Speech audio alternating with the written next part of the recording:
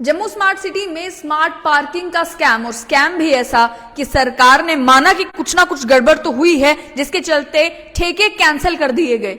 ठेके तो कैंसिल हो गए, लेकिन वो लोग जो कॉन्ट्रैक्ट की शर्तें तय करने में इन्वॉल्व थे, जो ये टेंडर्स अलॉट करने में इन्वॉल्व थे, वो अफसर जिन्होंने ये ठेके होने दिए, उनके खिलाफ कोई कार्यवाही नजर नहीं आई। आखिर ये किस तरीके का स्कैम जम्मू कश्मीर में हुआ कि स्कैम हुआ भी, सरकार ने माना भी, लेकिन कार्यवाही किसी के खिलाफ नहीं। इसी स्कैम को उजागर करने वाले आरटीआई एक्टिविस्ट बलविंदर सिंह इस समय मेरे साथ हैं, जिन्होंने शुरुआत में ये कहा कि किस तरीके से स्मार्ट पार्किंग के ठेके जो हैं वो दिए गए हैं, जिसमें सरकार को नुकसान हो रहा है, ठेकेदारों को फायदा हो रहा है, लेकिन उसके बावजूद भी कोई इसको लेकर कुछ कह नहीं रहा। सबसे पहले बलविंदर जी आपसे जानना चाहूंगी, काफी समय हो गया ये ठेके कैंसिल हुए भी, उसके बावजूद भी क्या आपको कुछ मालूम चला है कि जम्मू स्मार्ट सिटी के तहत जम्मू स्मार्ट सिटी के किसी जिम्मेदार व्यक्ति ने किसी अफसर के खिलाफ कोई कार्रवाई की हो, जम्मू कश्मीर की सरकार ने किसी को अकाउंटेबल ठहराया हो इस मामले में?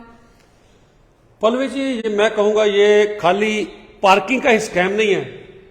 Jammu smart city itself is a big scam, क्योंकि इसे सरकारी अदारा ना बना के जिस दिन इसको प्राइवेट लिमिटेड कंपनी बना दिया गया था, हम उसी दिन समझ गए थे कि ये बहुत बड़ा स्कैम है। क्योंकि यहां हमने शुरू से ही डिमांड की थी, आज से 3 साल पहले ही, इसको पीडब्ल्यूडी के अंडर दिया जाए, पीडब्ल्यूडी का नोडल एजेंसी बनाई जाए। हमारे पास बड़े बड़े एफिशिएंट अफसर बैठे हैं, लेकिन वो चीज नहीं की गई। मैं ये समझता हूं ये स्कैम वहीं से शुरू हुआ जहां पर ये कंसीव किया गया सेंट्रल गवर्नमेंट से, भाई 100 स्मार्ट सिटी बनने जा रही हैं।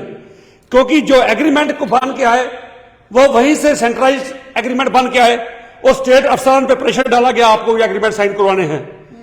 क्योंकि मैंने ये पढ़ा है, सबसे पहले तो बात शुरू करूं कि जो कंसल्टेंट हायर किए गए, और मैं समझता हूं कंसल्टेंट का भी कहीं ना कहीं सेंटर के साथ बहुत बड़ा रोल रहा।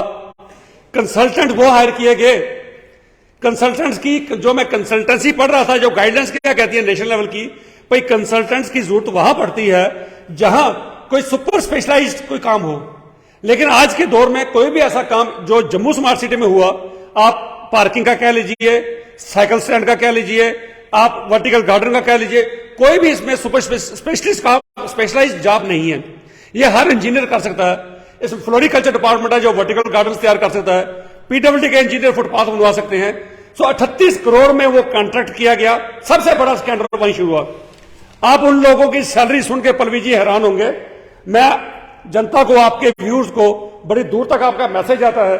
आपका मैं बता दूं कि उनके स्टाफ की सैलरी सुन के हैरान होंगे, शायद इतनी प्रेसिडेंट ऑफ इंडिया की भी सैलरी ना हो। 6,99,280 पर मंथ। 6 लाख रुपए पर मंथ सैलरी ले। 280 रुपया हाईली पेड अफसर जो उनका कंसल्टेंट है, जो इनसे चार्ज किया जेएंडके गवर्नमेंट से। नेक्स्ट है, इसका नाम है टीम लीडर कम अर्बन मैनेजमेंट स्पेशलिस्ट। उसके बाद अर्बन इंफ्रास्ट्रक्चर स्पेशलिस्ट 6,11,000। इतने तो मुझे लगता है कि हमारे जो कमिश्नर हैं जेएमसी के, बाकी जितने लोग हैं, किसी की भी इतनी गवर्नर साहब की या प्रेसिडेंट ऑफ इंडिया की इतनी सैलरी नहीं होगी। तीसरा जो 3,15,000, 3,70,000, 3,04,000, 2,99,000, ये सारा स्टाफ कंसल्टेंट्स का आया। यही एक बहुत बड़ी साजिश है। मैं दावे से कहता हूं ये बहुत बड़ी साजिश है। इनको वहीं से लाया गया, इन्होंने सारे कॉन्ट्रैक्ट साइन के बनाए, इन्होंने सारे एग्रीमेंट बनाए, इन्होंने सारी स्पेसिफिकेशन तैयार की, और इन्होंने पल्लवी जी ये किया कि अगर सपोज मेरी कमीज में 6 बटन लगे हैं, इन्होंने कहा जी हमें वो चाहिए जिसकी कमीज में 7 बटन है।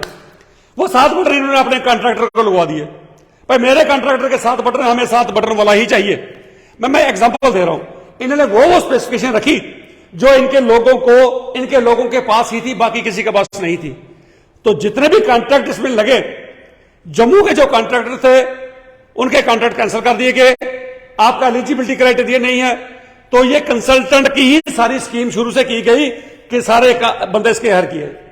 इस कंसल्टेंट के ऊपर मैंने 2 बार प्रेस कॉन्फ्रेंस की, ये आपने क्यों हायर किया? 38 करोड़ रुपया किस चीज का आपने दिया?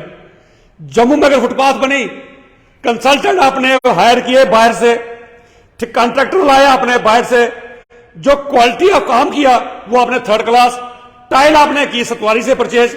अगर टाइल सतवारी की लगानी थी तो कंसल्टेंट भी जम्मू के लेते ना, तो कंसल्टेंट इंटरनेशनल लेवल के लेने की क्या जरूरत थी? और जो इंटरनेशनल लेवल के कंसल्टेंट लिए, उनका स्टैंडर्ड ऑफ वर्किंग जम्मू में क्या था वो आपके सामने है।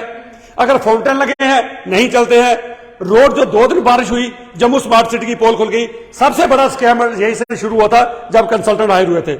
2 बार मैंने प्रेस कॉन्फ्रेंस की, भाई ये कंसल्टेंट क्यों हायर किए गए। उन कंसल्टेंट ने 28 करोड़ में ही वाइंड अप करके वो चले गए।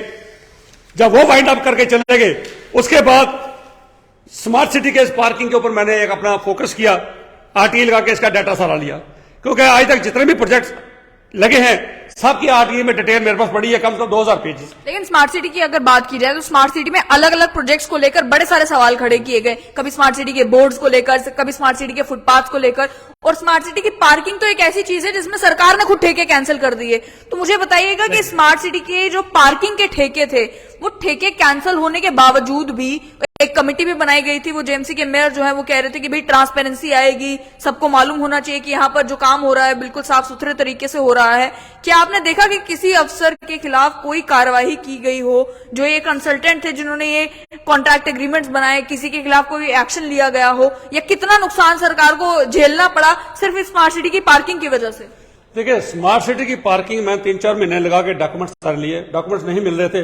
बड़ी मुश्किल से मैंने कोई 20 चक्कर लगाए वहां पर, मुझे इसके डॉक्यूमेंट्स चाहिए। तब तक किसी एक कारपोरेटर ने उसकी नारे में यही चीज आई, उन्होंने होश में रखी। जब होश में उन्होंने रखी तो 29 दिसंबर को वर्दी हमारे जो मेयर साहब है राजेंद्र जी, इन्होंने अनाउंस किया, मीडिया बुला के प्रेस कॉन्फ्रेंस करके अनाउंस किया।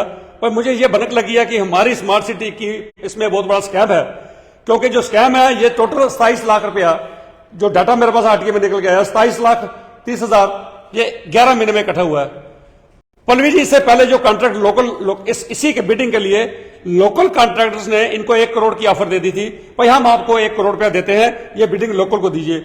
इन लोगों ने जी लोकल को नहीं देना, ये बड़ा हाई टैक्स सिस्टम है। लेकिन म्युनिसिपैलिटी नहीं, एक तरफ तो म्युनिसिपैलिटी खुद ही कह रही है कि हमारे पास पैसों की कमी है, हमें पैसे ज्यादा चाहिए इसलिए हम प्रॉपर्टी टैक्स लगा रहे हैं ताकि हमारे पास थोड़ा रेवेन्यू हो, हमारे पास रेवेन्यू की कमी है। तो ये किस तरीके का रेवेन्यू की कमी है कि एक तरफ आप नुकसान झेलने को तैयार हैं, लेकिन कॉन्ट्रैक्ट पर्टिकुलर कॉन्ट्रैक्टर्स को देंगे, लोकल कॉन्ट्रैक्टर अगर आपको ज्यादा भी रेवेन्यू कमा के देंगे हमें चाहिए नहीं। बिल्कुल, लोकल ने 1 करोड़ की इनको ऑफर दे दी थी, हम 1 करोड़ देंगे। इन्होंने कहा जी हमें 1 करोड़ नहीं दिए, हमें जो टेक्निकली बड़ा हम इसे बड़ा अच्छा बना रहे हैं, बैम्बू बैरियर लगा रहे हैं, बहुत बड़ी बड़ी डिस्प्ले लगेंगी, बड़ा इंटरनेशनल लेवल का स्टैंडर्ड। देखा कोई भी किसी भी जगह पे, कोई सिर्फ गोल मार्केट में एक जगह छोटी सी एक होर्डिंग लगी, उसमें डिस्प्ले किया गया, बाकी किसी भी जगह कुछ नहीं लगा। इन्होंने कहा था जो ही गाड़ी एंटर करेगी उनके पास बड़े हाई डेफिनेशन कैमरे होंगे, वो गाड़ी के वाहन के साथ कनेक्टेड होंगे। जो ही गाड़ी एंटर करेगी उस गाड़ी के मालिक को व्हाट्सएप उसको मैसेज, टेक्स्ट मैसेज आ जाएगा, भाई आपकी गाड़ी यहां एंटर कर गई है इतने बजे। 1 घंटे के बाद, टाइम पूरा होने के बाद उसको दोबारा मैसेज चला जाएगा। तो उसके बाद था उन्होंने कियास्क खोलने थे, वो पास इशू करने थे, जगह जगह कियास्क खोलने थे, दुकानदारों को पास इशू करने थे। एक सिंगल पास मुझे जेएमसी मेयर साहब बता दे, एक सिंगल पास किसी को इशू किया गया हो, कोई सिंगल कियास्क कहीं खुला हो, नहीं खुला। लेकिन आज सारी रियलाइजेशन होने के बाद ही तो ठेके कैंसिल हुए, लेकिन नुकसान कितना हो गया तब? जब ये मैं समझता हूं 1 करोड़ का मिनिमम नुकसान ये हुआ। और जब ये चीजें सामने आई, जब मेयर साहब ने 29 दिसंबर को प्रेस कॉन्फ्रेंस की, तो हमें भी अच्छा लगा कि मेयर साहब जो जीरो टॉलरेंस की पॉलिसी कहते हैं रखता हूं मैं करप्शन के ऊपर, इन्होंने 3 लोगों के नाम अनाउंस किए। इन्होंने दिनेश रामपाल जो हमारे पीडब्ल्यूडी के रिटायर्ड चीफ इंजीनियर हैं, यशपाल जी जो रिटायर्ड चीफ अकाउंट्स अफसर हैं, और एक इनके साथ और 3 लोगों के नाम इन्होंने अनाउंस किया और ये कहा कि 15 दिन के अंदर ये कमेटी अपनी रिपोर्ट देगी। और इन तीनों को डिसाइड करना था कि भाई स्कैम किया किसने, स्कैम किसने किया, क्यों हुआ, कैसे हुआ, कितना स्कैम हुआ, कितना नुकसान हुआ।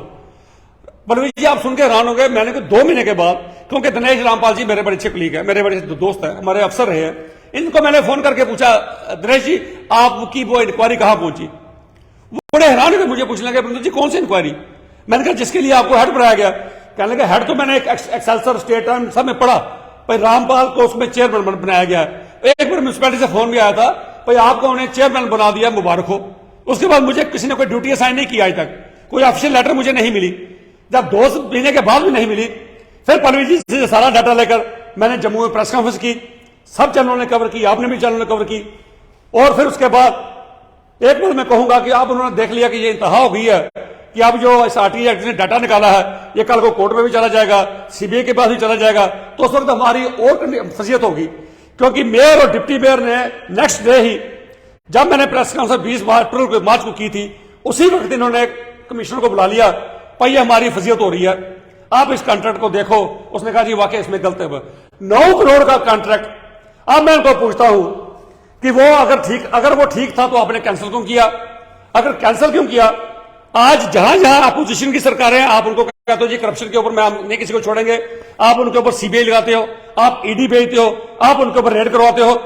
जहां आपकी सरकार के होते हुए, आपके एलजी के होते हुए ये इतना बड़ा स्कैम हुआ तो आपकी कार्रवाई क्यों नहीं।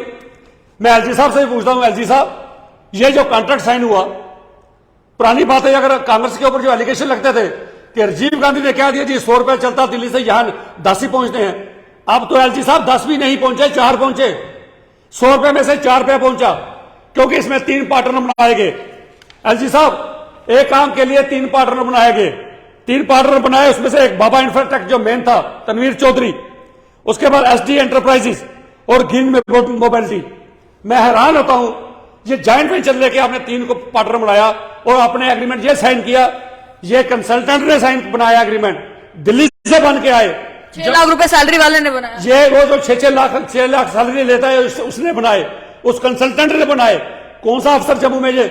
मैं एलजी साहब को ये कहता हूं कि इस शख्स को अगर आप इसको अकाउंटेबल बना के इसको सलाखों के पीछे नहीं भेज सकते, कम से कम इतना कर दीजिए कि इंडिपेंडेंट डे पे, रिपब्लिक डे के ऊपर उसको वहां पर हनर कर दीजिए, उसको स्टेट का सबसे बड़ा अवार्ड दे दीजिए। भाई आपने हमारी पार्टी का बहुत बड़ा काम किया, आपने ऐसा एग्रीमेंट साइन किया कि हमारे हिस्से 96% आएगा।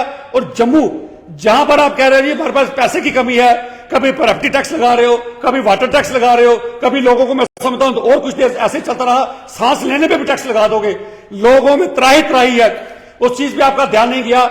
आज मैं फिर आपसे कहता हूं, अगर एलजी साहब बड़ी बड़ी होर्डिंग्स तो मैं आपकी देखता हूं, पूरे पेज की कवरेज में देखता हूं, इस एग्रीमेंट में मैं आज भी आपको दुआई देता हूं कि अगर आप वाकई सिंसियर हैं, आप करप्शन को दूर करने के लिए आए हैं, करप्शन को प्रमोट करने के लिए नहीं, करप्शन को दूर करने के लिए आए हैं। ये जीती जाती एक मिसाल आपके सामने, जिस अफसर ने ये एग्रीमेंट साइन किया उसकी इंक्वायरी होनी चाहिए। तो जाहिर से यहाँ पे मेन मकसद ये कि एक पार्किंग का ठेका जो है उसमें सरकार को केवल 4% मिलेगा और जो कॉन्ट्रैक्टर है उसको 96% मिलेगा, जो भी रेवेन्यू कलेक्ट होता है उसमें से। तो सरकार अगर केवल 4% लेगी, जमीन सरकार की, प्रोजेक्ट सरकार का, सारा कुछ सरकार का, लेकिन केवल 4% रेवेन्यू, बाकी सारी कमाई जो है वो करेगा ठेकेदार। और ठेकेदार को जो डिलीवर करना था कि भाई कियोस्क बन जाएंगे, स्मार्ट पार्किंग होगी, उस स्मार्ट पार्किंग में स्मार्ट के नाम पर मिला कुछ नहीं। तो ये कॉन्ट्रैक्ट साइन आखिर किया किसने था, कौन रिस्पॉन्सिबल है, किसने ये ठेका लॉट, इसको साइन करने वाला मिस्टर सतीश केएस अफसर है, हमारे डिप्टी असिस्टेंट एसीओ है, ये सिग्नेटरी है।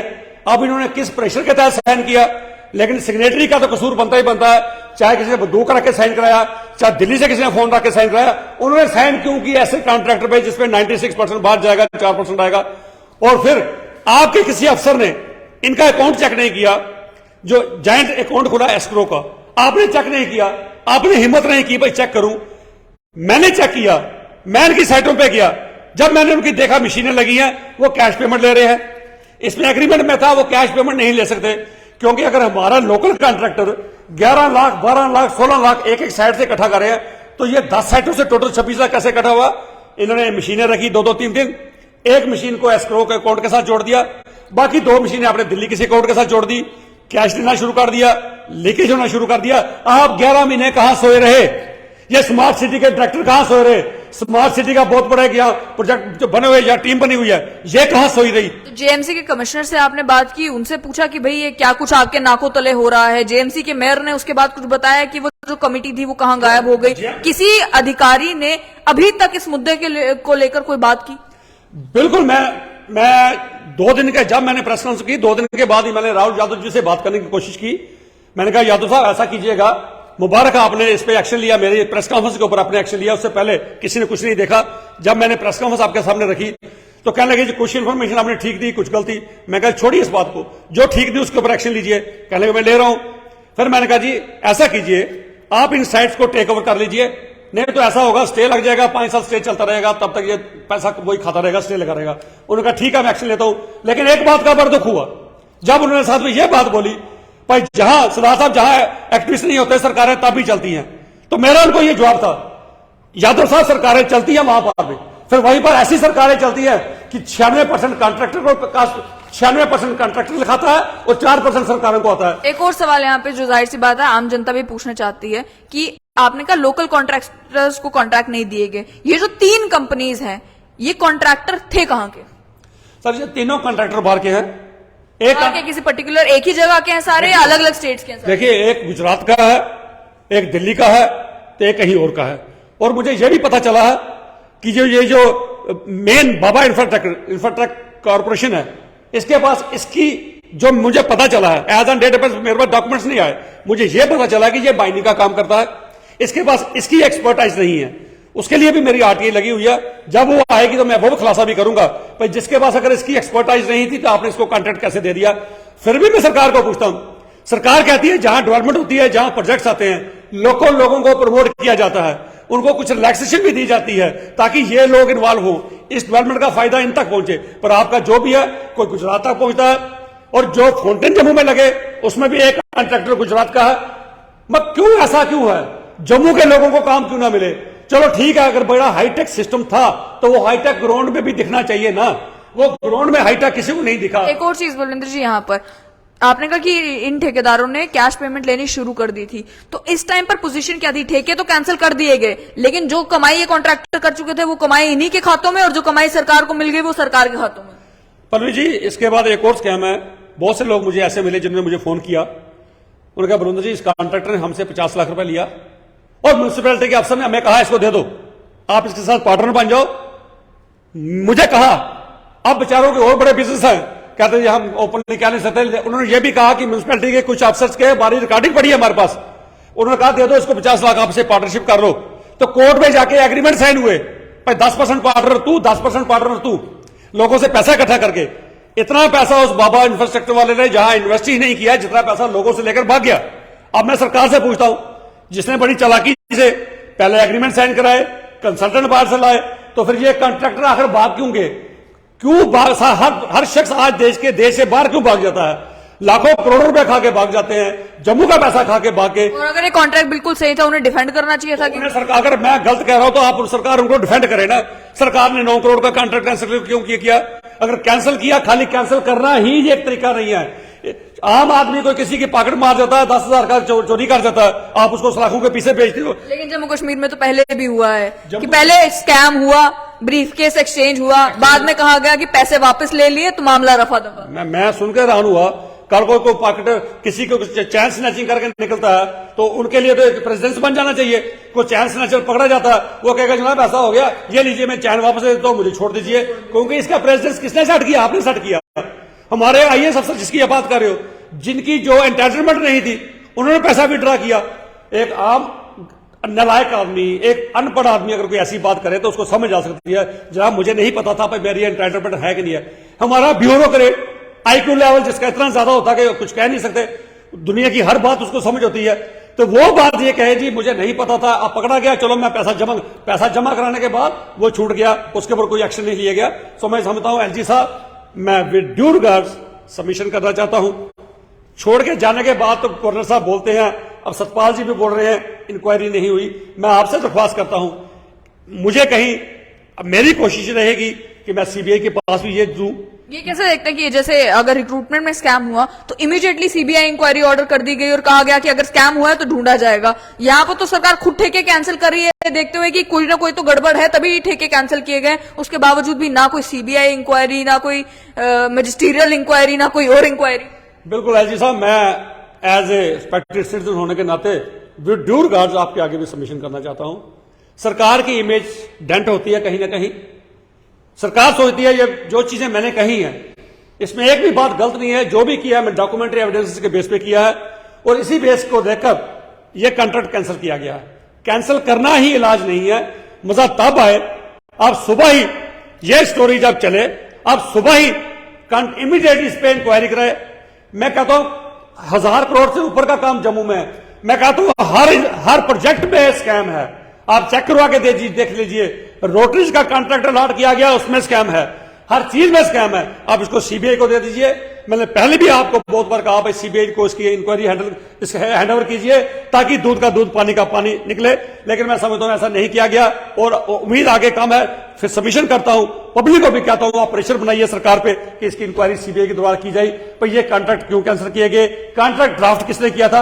अभी भी वही लोग स्मार्ट सिटी में बैठे हुए हैं, वही कंसल्टेंट के बंदे आपने हायर किए हुए हैं। पल्लवी जी ये बात ये लोगों को जाननी चाहिए। आज अगर गवर्नमेंट ने ऑर्डर किया है कोई जेई का ही कॉन्ट्रेक्चुअल रखना है 20,000 से ऊपर नहीं, आज 55,000 में जेई यहां कॉन्ट्रेक्चुअल लगाए गए हैं। आज भी यहां लोगों की सैलरी 2-2 लाख 3-3 लाख आज भी सैलरी दी जा रही है। जो रिटायर्ड अफसर हमारे जम्मू के हैं, कोई म्यूनिसपैलिटी से है, पीडब्ल्यूडी से है, वहां उसकी रिटायर्ड सैलरी 1 लाख अगर 60,000 थी, आज भी वो यहां से 2 लाख सैलरी ले रहा है। तो प्राइवेट लोगों को आपने ये कॉन्ट्रैक्ट बनाने के लिए क्यों दिया गया है? तो इसलिए दरखास्त है मेरी, इसके ऊपर एक्शन लिया जाए, सीबीआई को ये इंक्वायरी हैंड ओवर की जाए ताकि दूध का दूध पानी का पानी हो सके, वरना हम समझेंगे सरकार की इन सबको कहीं ना कहीं पैट्रोनेज है। बहुत बहुत शुक्रिया। एक तरफ जहां सरकार ये कह रही है कि प्रॉपर्टी टैक्स लगाना जरूरी इसलिए है क्योंकि म्युनिसिपैलिटी को रेवेन्यू चाहिए, जाहिर है सही भी बात है जो कहा जाता है कि हमारे खर्चे ज्यादा हैं, हमारी कमाई कम है, हमें रेवेन्यू के सोर्सेज अपने बढ़ाने हैं।